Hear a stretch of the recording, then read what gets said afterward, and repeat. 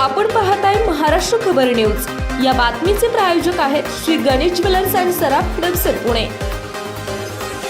राजकारणात काहीही घडू शकतं। काही काळापूर्वी एकमेकांच्या गळ्यात गळा घालणारे कट्टर शत्रू होतात, तर एकमेकांचे तोंड न पाहणारेही गळ्यात गळे घालून फिरू लागतात।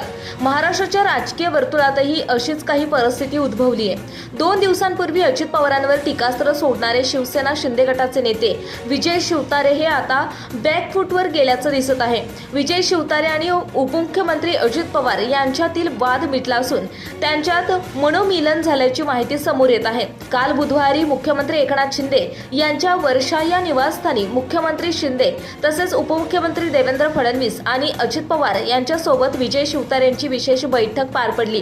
तेथेच गृहमंत्री देवेंद्र फडणवीस यांनी विजय शिवतारे आणि अजित पवार यांच्यात मध्यस्थी केल्याची चर्चा आहे। त्यामुळे विजय शिवतारेंचं बंड शमल्याची चर्चा सुरू आहे।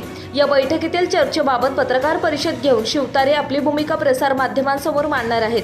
त्यामुळे बारामती मतदारसंघातील वाद शमल्याची चिन्ह आहेत। बुधवारी वर्षा बंगल्यावर महायुतीतील या 3ही प्रमुख नेत्यांची शिवतारेंसोबत बैठक झाली। बैठकीवेळी शिवसेना आमदार भरतशेठ गोगावले हे देखील उपस्थित होते।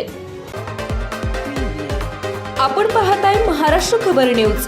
या बातमीचे प्रायोजक आहेत Shri Ganesh jewellers and Saraf Hadapsar Pune.